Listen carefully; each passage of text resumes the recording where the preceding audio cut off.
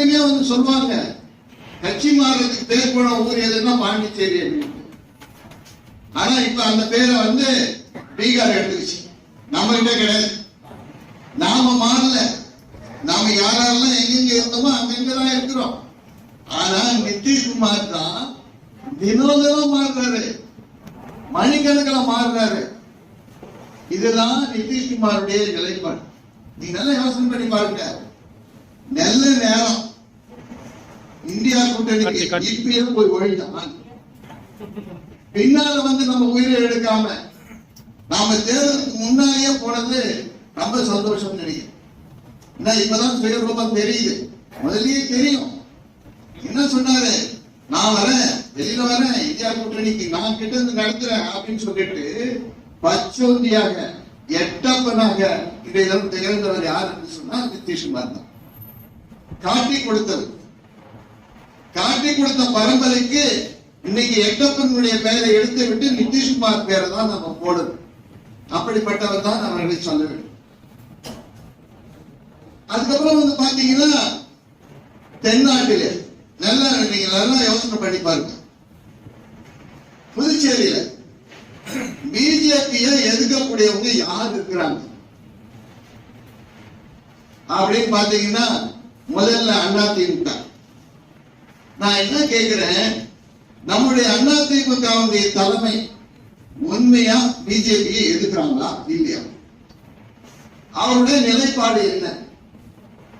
ரங்கசாமியை எதிர்க்கிறாங்களா? ரங்கசாமிக்கு B டீமா இருக்காங்க. ரங்கசாமி சொல்றதை செய்யறதுக்கு இருக்காங்களா இல்ல பிஜேபி சொல்றதை செய்யறதுக்கு இருக்காங்களான்றதுதான் கேள்வி.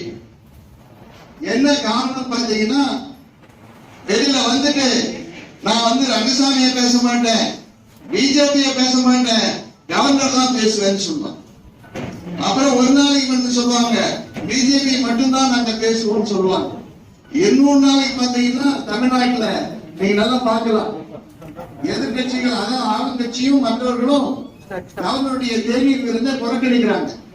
ஆனா அங்க இருக்கிற அதிமுக போய் கலந்துக்குது. அதே மாதிரி இங்க இருக்கக்கூடியவர்கள் ரங்கசாமிக்கு ஆதரவா இருக்கிறாங்க. நான் உடனே வந்து கேட்கிறேன், நிச்சயமா நீங்க பி டீமா இல்லையான்னு சொல்லி தெளிவா சொல்லுங்க. இன்னும் அதிகமா போனா தலைமையை நீங்க வந்து தேர்தல் இன்னும் உங்க வலுவை காட்டுவீங்களான்னு சொல்லுங்க பார்ப்போம்.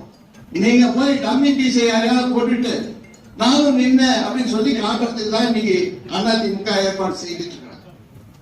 அது யார் வேட்பாளராக இருப்பாங்கன்னு பாத்தீங்கன்னா, ரங்கசாமி அண்ணன் எதை சொல்றாரோ யாரை சொல்றாரோ அவரை தான் வந்து வேட்பாளராக போட போறாங்க. இப்ப என்ன அர்த்தம், அதிமுக போடக்கூடிய ஓட்டு பிஜேபிக்கு மறைமுகமாக போடக்கூடிய ஓட்டு. அவங்க வந்து ஓட்டை பிரிக்கணும், அந்த பிரிச்சு தன்னுடைய சுயநலத்தை காப்பாத்திக்கணும் பாக்குறாங்க. ரங்கசாமி யாரு பாத்தீங்கன்னா நிதிஷ்குமாருக்கு அண்ணன். நிதிஷ்குமார் ஓப்பனா சொல்லிட்டாரு நாங்க போறேன்னு சொல்லிட்டு. இவர் என்ன பண்றாரு, இங்க இருக்கிறாரு, அங்கேயும் இருக்கிறாரு, அங்கேயும் இருக்கிறாரு, அங்கேயும் இருக்கிறாரு. இந்த மாதிரி பல இடத்துல இருக்கக்கூடிய ஒரு தலைவரை பார்க்கணும்னா வடக்க வந்து நிதிஷ்குமார், தெற்க வந்து பாத்தீங்கன்னா நம்ம ரங்கண்ணன் தான். இந்த மாதிரி நிலைப்பாடு தான் இருக்கிறாங்க. நான் என்ன கேட்கிறேன், உண்மையா உங்களுக்கு எதுவுமே நடக்கலன்னு சொன்னீங்க, ஏன் இங்க உட்கார்ந்து இருக்கீங்க? வெளியில வாங்க. நீங்க வெளியில வர மாட்டீங்க. கொஞ்சம் பயம், என்ன ஆகுமோ ஏது ஆகுமோன்றது பயம். அந்த பயத்துல தான் இருக்கிறீங்க. பயம் மட்டும் இல்ல, அதுக்கு மேல சுயநலமும் இருக்கு. எப்படியாவது இந்த நாக்காளி விடக்கூடாது. எப்படி நிதிஷ்குமார் வந்து இந்த நாக்காளியை பிடிச்சுன்னு தொங்குறாரோ அதுக்கு மேல நம்ம அண்ணன் தொங்கிக்கிட்டே இருக்கிறார், கீழே இறங்கவே மாட்டார். இதுதான் அவருடைய நிலைப்பாடு.